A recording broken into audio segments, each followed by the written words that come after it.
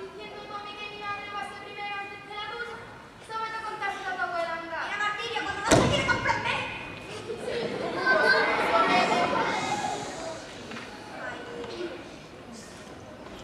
¿No vas a sacar cosilla? Si es que como no pensaba que iba a venir tan temprano, ya venía tan temprano, hijo. Claro, sí. Iré a poner un castigo.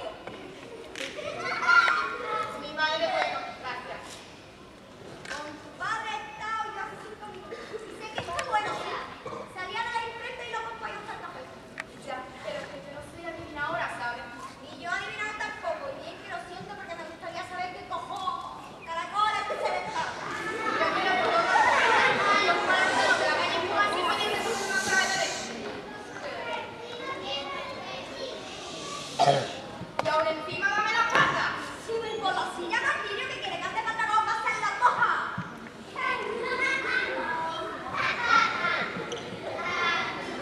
Ya verás, si todavía no he empezado, y el día que me coge con ganas, él mismo me ayuda. Si es que verbo tan campante, más o menos. Parezco una gata enfrente de un perro. Eso no acaba aquí, que me lo digo.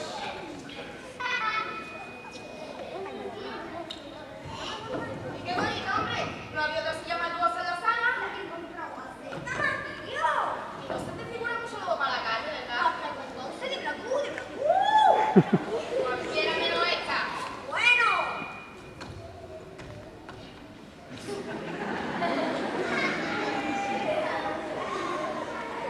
¿De dónde sacan a mi madre que para que ya hacen falta motivos? Tontería. Y que además, si yo no me esta tarde, no duermo esta noche. Y la verdad, quiero que no duermáis. Abrazo ahora, no me dirás que estás de lujo. Qué bonito, que cualquiera que pase